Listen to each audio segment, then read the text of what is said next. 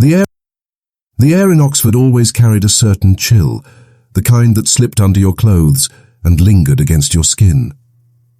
Even in spring, when the streets were bright with tourists and bicycles clicked along the cobblestones, there was something ancient and heavy about the city, as if every brick had a secret. Inside one of those old townhouses near Radcliffe Square lived Professor Leonard Holbrook, a man whose name was known across continents. To his students, he was a genius, a polyglot who could shift from Sanskrit to Swahili without blinking, a man whose lectures on lost languages drew people from around the world.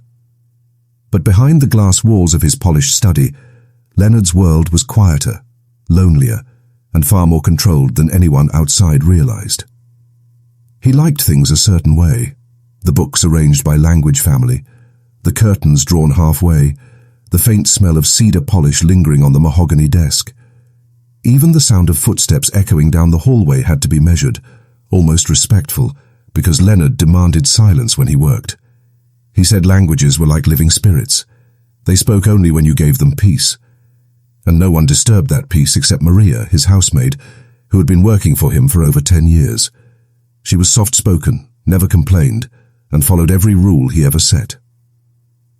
Maria's daughter, Amara, sometimes came by after school to help her mother clean. She was 12 when Leonard first saw her lingering near the shelves, her dark curls tied in a loose ponytail, her eyes scanning the spines of ancient books written in alphabets she couldn't possibly understand. She didn't speak much then, just smiled politely when Leonard greeted her. But she had this way of watching things closely, as if the world around her was a puzzle waiting to be solved. To anyone looking in, it was a perfectly ordinary home.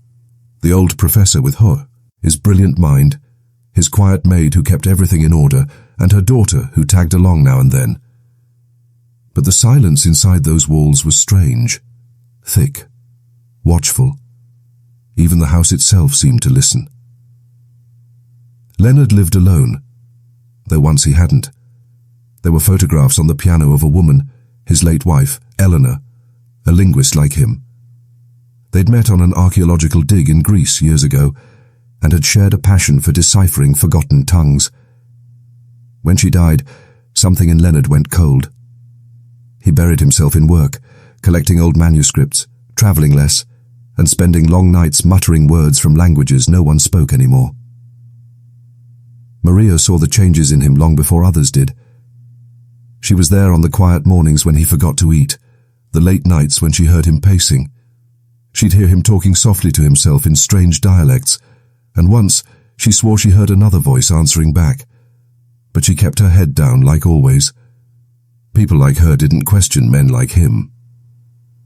Amara, however, wasn't afraid of him. She would peek into his study when he wasn't paying attention, curious about the thick scrolls and the strange symbols that filled his papers.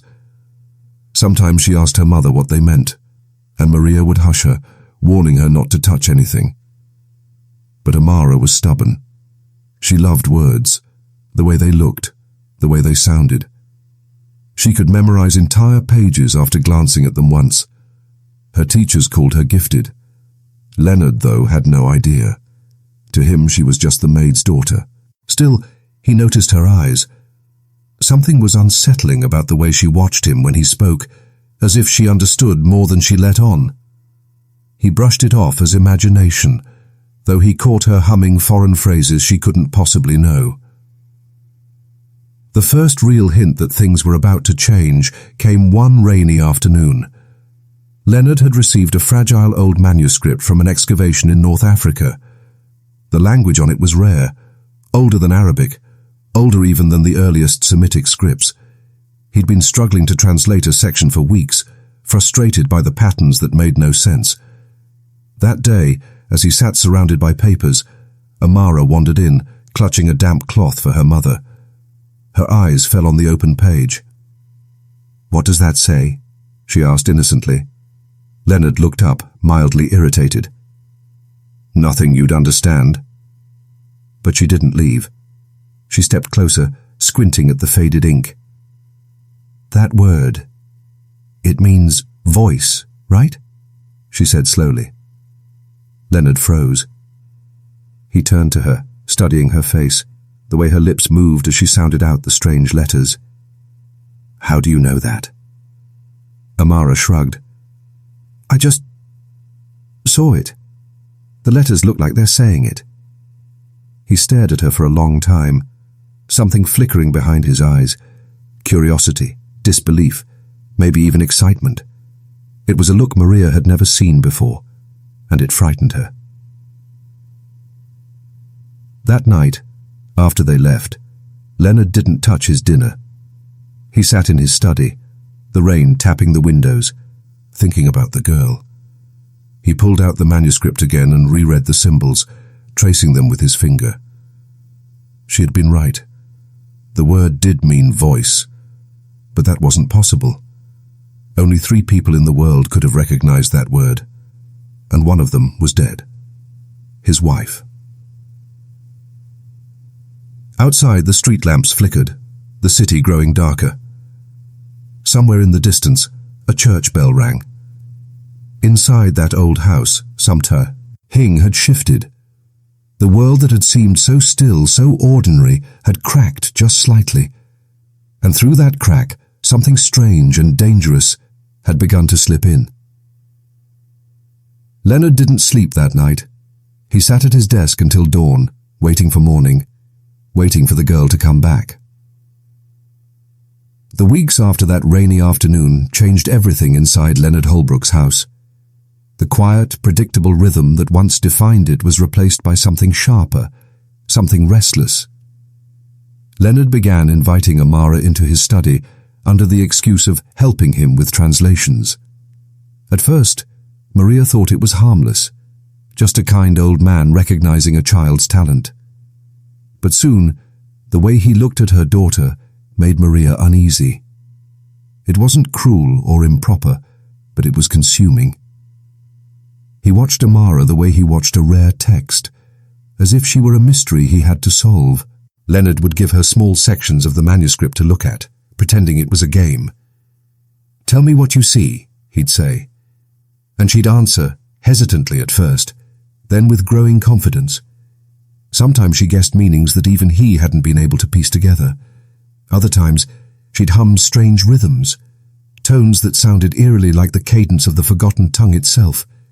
It both fascinated and disturbed him. He started testing her, slipping in words from different languages, Aramaic, Berber, Akkadian, to see if she could tell them apart. She could.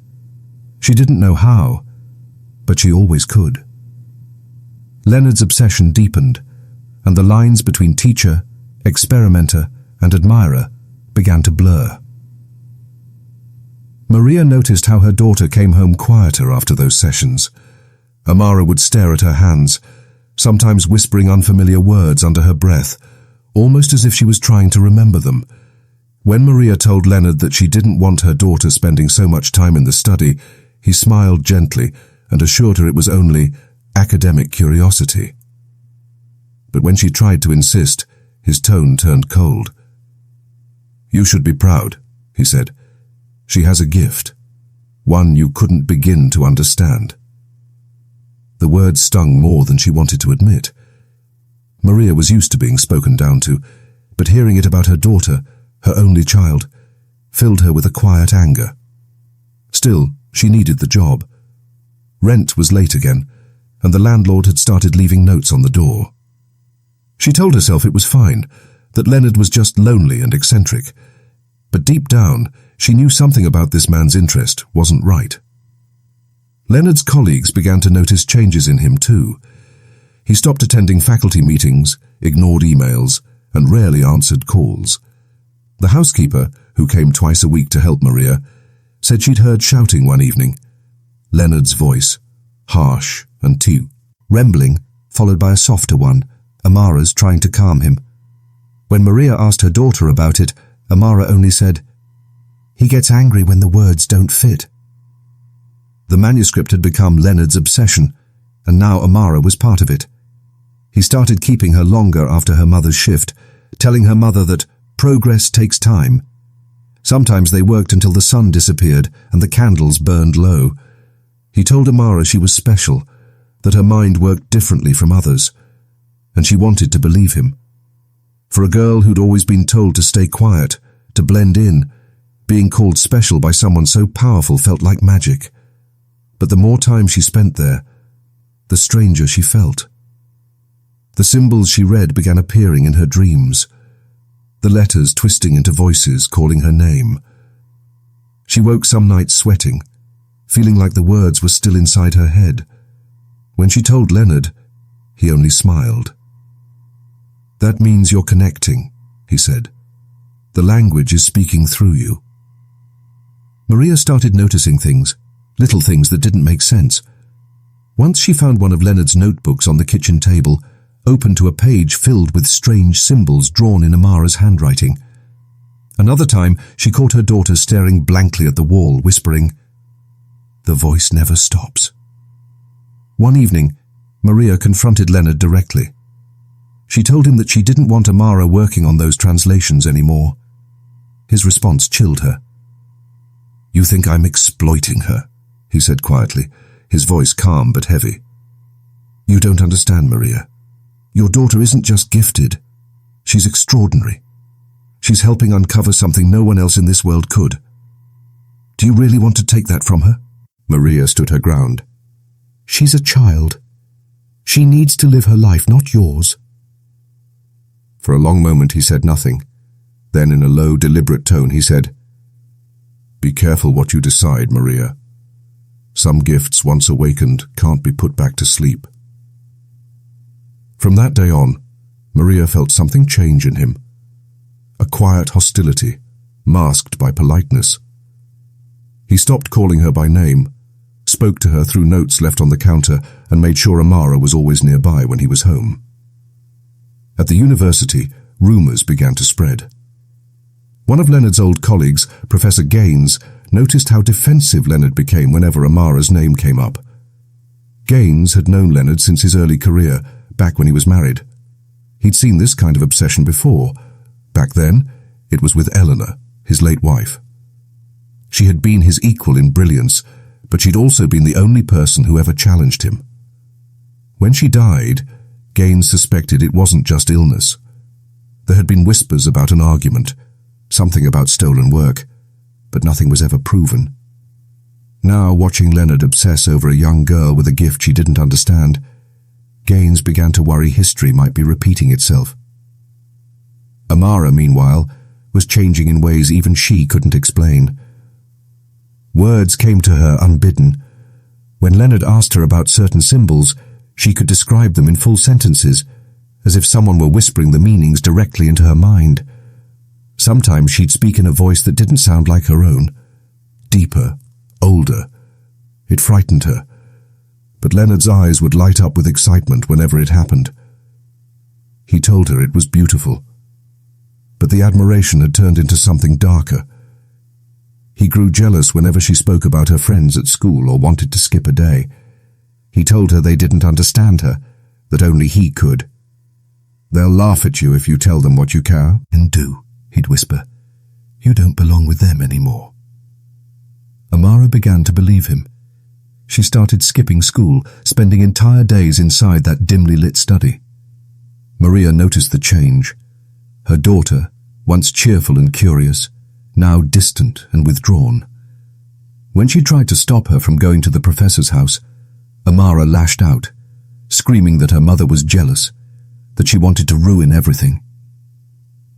That was the night Maria broke down in tears, realizing she was losing her daughter not to illness or danger she could see, but to something invisible, something clever and quiet that spoke through an old man's words. And Leonard, he was unraveling too. His journals were filled with fragments of thoughts, phrases about destiny, language, and purity of mind. He began writing about the merging of two vessels, about a child who remembers voices older than God. His obsession with Amara's gift had taken on a religious tone, as if she wasn't just a child anymore, but the key to unlocking something divine, or monstrous. Outside pressures only tightened the noose. The university threatened to cut funding for his research, citing a lack of results. He stopped paying Maria on time. The utilities began to flicker from unpaid bills. Everything that once kept his world stable was crumbling, and the only thing holding him together was Amara. And she was slipping away from him too. One afternoon, Maria found Amara in her room, clutching one of Leonard's notebooks to her chest. When she tried to take it away, Amara screamed, "He said it belongs to me!" Her voice was shaking, her eyes wild. Maria tore the book from her hands and threw it in the sink, turning on the water until the ink bled down the drain. When Leonard discovered what had happened, something inside him snapped. He came to their small apartment that night, rain pouring outside, and demanded the book back. His voice was calm, too calm, but his eyes were burning. Maria stood between him and Amara, refusing to move. That was the first time he raised his voice in public, the first time neighbors peeked out from behind their curtains. He accused Maria of ruining a sacred connection, of destroying something priceless. Then he looked at Amara, not with anger but with a desperate kind of love, and said softly, "You'll come back to me. You have to." The rain swallowed his words as he left, but the silence that followed was heavier than thunder. From that night on, Maria kept the doors locked. She sent Amara to stay with her sister outside the city, hoping it would break whatever spell Leonard had cast. But it was too late. Amara woke from nightmares every night, whispering words from that ancient language. Sometimes she'd stare into the dark and say, "He's calling me." And in his empty house, Leonard sat alone at his desk, the manuscript spread before him. His pen scratched furiously across the paper, his face hollow, his mind circling the same thought over and over. He had found the perfect voice. The girl had spoken the ancient tongue, the one even his wife couldn't. He couldn't lose her. Not again. The storm outside grew stronger that night. Lightning flashed against the windows, thunder rolled over the city, and in the dim glow of the study lamp, Leonard whispered her name, over and over, until the words no longer sounded human.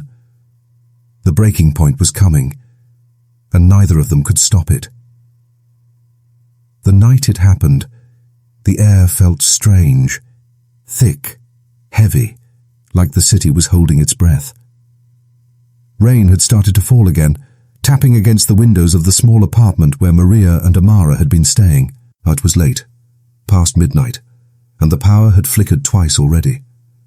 The room was dimly lit by a single lamp near the bed, where Amara lay curled up, whispering to herself in a voice her mother could barely recognize. Maria sat nearby, exhausted, but unable to rest. She had spent the past few weeks living in constant fear, checking locks, drawing curtains, jumping at every sound in the hallway. She knew Leonard wasn't well, but she also knew obsession could turn dangerous. Still, a part of her prayed he would just let them go, that the distance would make him forget. But that night, something felt wrong. The silence outside was too deep, the kind that swallows even the sound of rain. Maria rose from her chair and walked toward the door, listening. Then she heard it. Faint footsteps on the stairs. Slow. Careful. She froze. Amara stirred in her bed, her voice trembling. "Mama?" she whispered. "He's here." Maria's heart stopped. She wanted to tell her daughter it was just her imagination, but she couldn't make the words come out. Then came the soft knock, 3 times, deliberate, measured. Maria didn't answer. The knocking grew louder. "Maria," Leonard's voice called from behind the door, low and calm. "Please. I only want to talk." Maria backed away, pulling Amara close. "You have to go," she said, trying to sound firm. "Leave us alone." There was a pause, then the sound of metal turning. The lock. He had a key. The door swung open slowly, revealing Leonard standing in the doorway, soaked from the rain. His eyes were bloodshot, his hair disheveled, but his face carried a strange calmness. He looked almost serene, like a man certain of his purpose. In one hand he held a leather-bound notebook. In the other, something that glinted faintly under the light. A small knife, narrow and sharp, used for slicing parchment. Maria stepped in front of her daughter. "If you take another step," she warned, "I'll scream." He stopped, but didn't lower the knife. His voice trembled as he spoke. "You don't understand. She's not just a child. She's the voice I've been searching for. The manuscript. She's part of it. She is it." Amara whimpered, clinging to her mother's dress. "I don't want this anymore," she cried. "Make him stop." Leonard's expression twisted. Pain, confusion, and something like desperation all at once. "You said the words," he said softly, stepping closer. "You spoke the ancient name. It chose you, Amara. Don't you see? You can't turn away from what you were born to do." Maria's voice cracked. "She's not your experiment. She's my daughter." "She belongs to something greater," Leonard murmured, his voice dropping almost to a whisper. "And if I can't complete the work, if I lose her, it all dies with me." For a moment time seemed to stand still. Rain drummed against the window. Thunder rolled somewhere far away, and Maria could hear her own heartbeat pounding in her ears. She didn't think. She moved. She grabbed the nearest thing she could find, a small glass vase, and threw it at him. It shattered against his shoulder, making him stumble back. He didn't stop. He lunged toward them, the knife flashing under the light. Maria screamed, pushing Amara behind her. The struggle was chaotic, clumsy, desperate. He grabbed her arm, trying to shove her aside. She fought back, scratching, hitting. Anything to keep him away from her child. The knife slipped, catching her across the palm. Blood streaked the floor. "Stop!" Amara shouted, tears streaming down her face. "Stop! Please!" Leonard froze for a second, his chest heaving, his face pale. His eyes flicked between the two of them, and for a brief, fleeting moment there was something human there. Remorse, maybe. Then Amara screamed a word in that ancient language. It came out of her mouth like a sound that didn't belong in this world. Leonard's expression changed completely. His eyes widened in awe, his lips trembling. "You said it," he whispered. "You said it perfectly." He stepped forward again, reaching for her, not to hurt her, but to touch her, as if she were something divine. Maria saw the look in his eyes and knew. He wouldn't stop until one of them did. She pushed him back with all her strength. He stumbled, slipped on the wet floor, and fell against the corner of the table. The knife, still in his hand, turned as he fell. The sound that followed was soft, almost delicate, a wet gasp as the blade entered his own chest. He froze, eyes wide, as if he couldn't understand what had just happened. For a second, he looked almost peaceful. Then he fell forward, the knife still lodged in his heart. The notebook dropped beside him, open to a page filled with Amara's handwriting. The room went still, except for the sound of the rain. Maria stared at him, trembling, her mind unable to process what she'd just seen. Amara was sobbing, clutching her mother's arm, shaking violently. Blood spread slowly beneath Leonard's body, dark and thick against the wooden floor. Maria's breathing came in ragged gasps. She wanted to call someone, but her hands wouldn't move. The sight of him lying there, this brilliant man who'd once seemed untouchable, felt unreal. Part of her wanted to believe he'd get up any second, scolding her for interrupting his work. But he didn't move. When she finally stumbled toward the phone, her fingers were slick with blood. She couldn't even remember the number she was supposed to dial. Amara was whispering again, repeating that strange word over and over, rocking back and forth. "Don't say that," Maria pleaded. "Don't say it anymore." But Amara didn't stop. Her eyes were distant, unfocused, as if she wasn't really there. Maria fell to her knees beside Leonard's body, not out of pity, but disbelief. He had destroyed so much, her peace, her daughter's innocence, and yet seeing him lifeless brought no satisfaction, only emptiness. When the police arrived later that night, the scene was a blur of flashing lights, voices, and questions she couldn't answer. She sat wrapped in a blanket on the couch, her hands still shaking. Mara sat silently beside her, staring at the notebook that one of the officers had bagged as evidence. No one spoke for a long time. Outside, the storm had begun to fade, leaving behind only the faint sound of dripping water and the hum of sirens in the distance. Inside, the old professor's work lay unfinished, scattered across the floor, 1,000 symbols that would never be translated. Maria knew the truth would come out eventually, that there would be questions, investigations, stories told by people who would never understand what really happened in that room. But as she looked at her daughter, whose eyes were still far away, she realized the real damage wasn't what anyone could see. Something in Amara had changed that night. Something she couldn't take back. And somewhere in the silence that followed, it felt like the house itself exhaled, as if the language Leonard had chased for so long had finally spoken its last word. The days after Leonard Holbrook's death passed in a blur of noise and silence, like waves crashing and retreating over and over. The police, the reporters, the investigators, everyone wanted answers. But the truth was messy, twisted with grief and confusion, and no one really knew how to tell it. Maria sat through hours of questioning, her voice trembling each time she had to repeat what happened.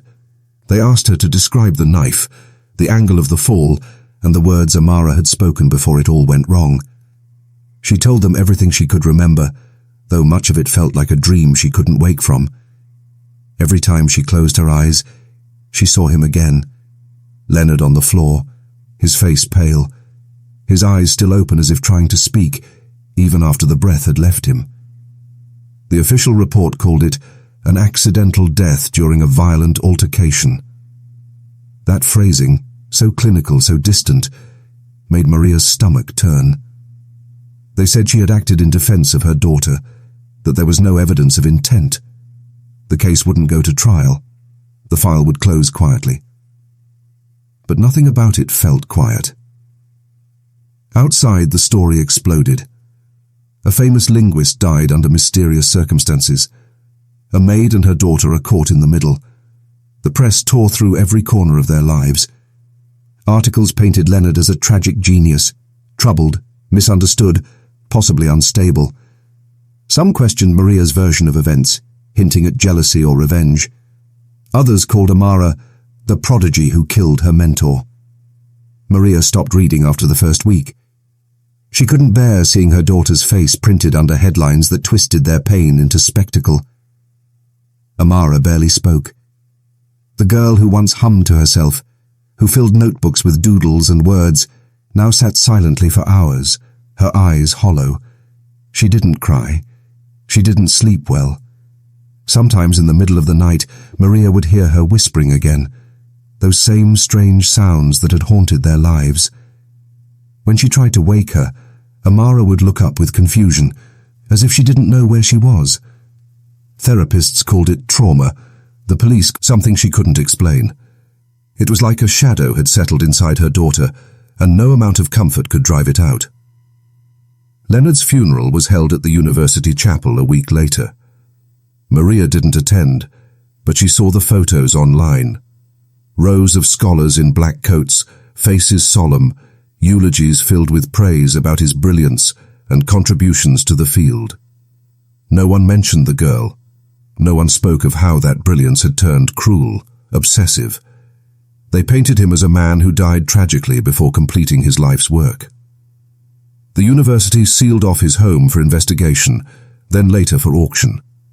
But some of the items, his journals, manuscripts, and especially the mysterious North African text, disappeared before officials could catalogue them. Rumours spread that the writings had been lost, but Maria suspected Leonard had hidden them long before. She hoped no one would ever find them again. Weeks passed, then months. The noise around the story began to fade, replaced by newer scandals, newer tragedies. But for Maria and Amara, the silence that followed was harder to bear than the chaos. They moved to a smaller town outside of London, where no one knew them. Maria took a job cleaning offices at night, keeping her head down, trying to rebuild something close to normal.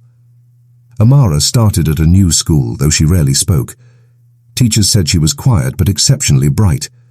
Sometimes she'd write strange symbols in the margins of her notebooks, patterns that reminded Maria too much of the manuscript.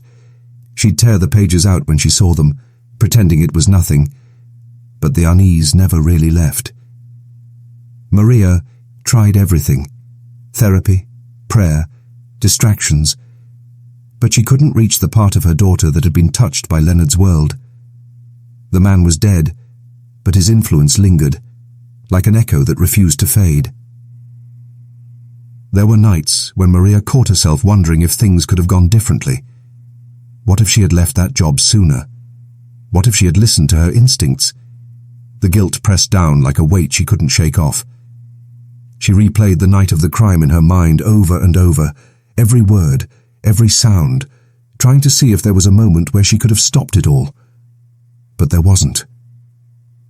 Sometimes she thought about Leonard too, not the monster he became at the end, but the man she first worked for, the polite, distant professor who always said thank you, who spent his evenings surrounded by books.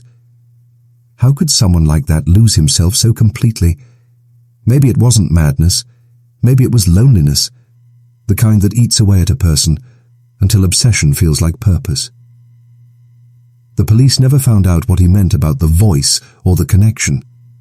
His final notebooks, the ones they did recover, were filled with fragmented sentences, half-translations, strange sketches, and symbols drawn over and over. Some pages had Amara's name written across them. Others just said, "She understands." In the academic world, Leonard's reputation became divided. Some remembered him as a visionary cut down too soon. Others whispered that he'd crossed ethical lines, that he'd used a child for research he couldn't control. His work was posthumously reviewed, but much of it was deemed inconclusive or too unstable to verify. The rare manuscript was eventually declared lost, but every few years, new scholars claimed to have seen copies or fragments appear in private collections. Maria wanted to leave all of it behind, but the past had a way of sneaking back. Once, about a year later, she came home to find Amara sitting at the kitchen table, drawing on a piece of paper.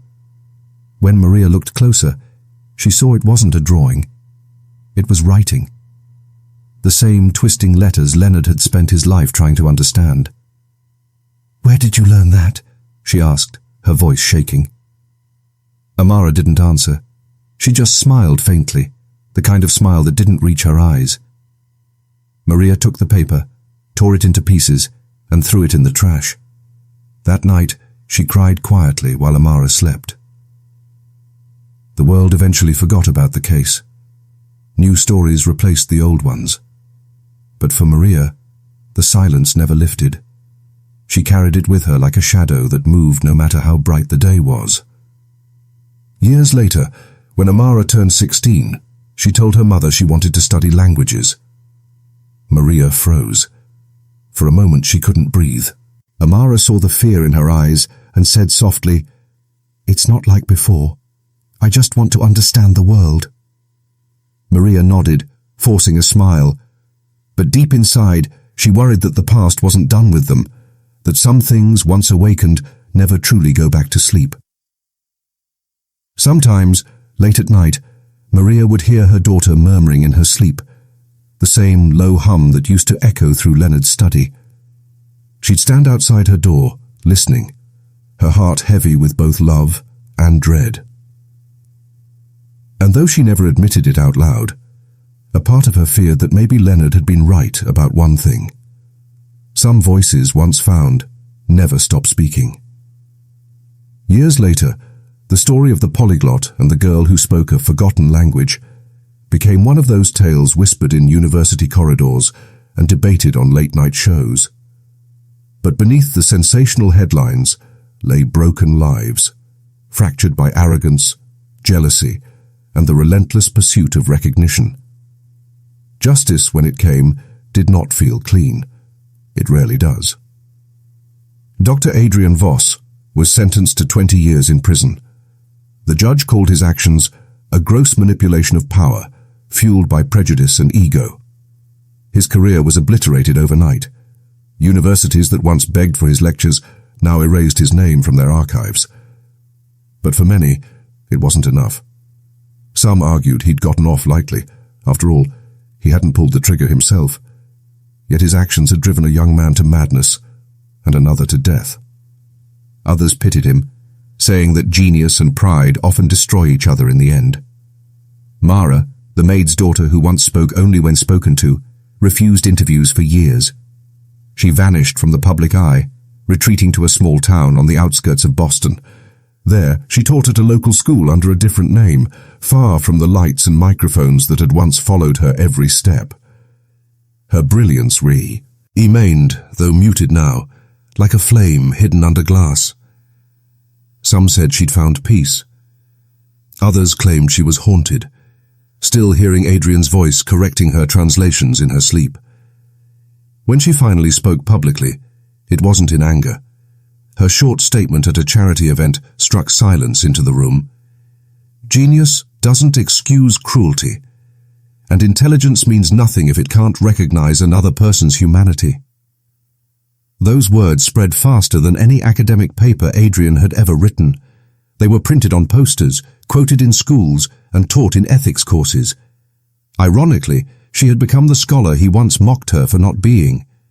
Caleb, the research assistant who had fallen into Adrian's shadow, received probation and community service after cooperating with investigators. His testimony had been key in proving how Adrian manipulated both him and Mara, feeding them lies, pitting them against each other until tragedy exploded. Still, Caleb never forgave himself. He left academia entirely, working quietly as a translator for immigrant communities. In one interview years later, his voice trembled when he said, "I thought knowledge made me better, but it made me blind." The world, however, quickly moved on. Another scandal replaced this one. Another tragedy stole the spotlight. Yet for those who had lived it, the memory lingered. Professors whispered warnings to their students about Voss syndrome, the dangerous blend of pride, brilliance, and moral blindness. And in universities everywhere, new codes of ethics were written, meant to protect students from mentors who saw them as tools rather than people. The deeper tragedy wasn't the crime itself, it was what it revealed. A society that worships intellect often forgets compassion. A world that praises genius often turns a blind eye to the quiet cruelty behind it. Adrian's downfall became a mirror, showing the academic world its own hypocrisy, the way prestige can hide abuse and how talent can excuse tyranny, until it can't anymore. Years later, an old journalist who had covered the case revisited the story for a documentary. He managed to track Mara down. When he asked her if she'd ever forgiven Adrian, she didn't answer immediately. She looked out the window for a long time before replying softly, "Forgiveness isn't for him. It's for me. I just haven't found it yet." The camera lingered on her face as she smiled faintly, tired but strong. That image became the closing shot of the film, a reminder of resilience born out of pain. In the end, no one truly won. Adrian's brilliance died with his reputation. Caleb's guilt shadowed his attempts to rebuild his life. Mara carried the weight of both victimhood and survival, living proof of how cruelty and genius can coexist in the same space, and how one can destroy the other. Yet her story also became a quiet anthem for those who had been silenced by power. Students across the country began forming alliances, speaking out against exploitation in academia. Her courage inspired others to recognize that brilliance is not found in domination, but in empathy. When the university finally erected a memorial in the linguistics department, a simple bronze plaque, it bore only one quote, the same one she had once said, "Understanding a language means understanding the people who speak it." It stood not for Adrian, nor for his lost prestige, but for the girl he underestimated, the one whose voice transcended every barrier, every cruelty, every attempt to erase her. Justice, perhaps, had to ken a strange form, not in courts or sentences, but in the quiet endurance of truth. And in that truth, Mara's story lived on, not as a tragedy, but as a testament to how even the smallest voice, when silenced, can one day echo louder than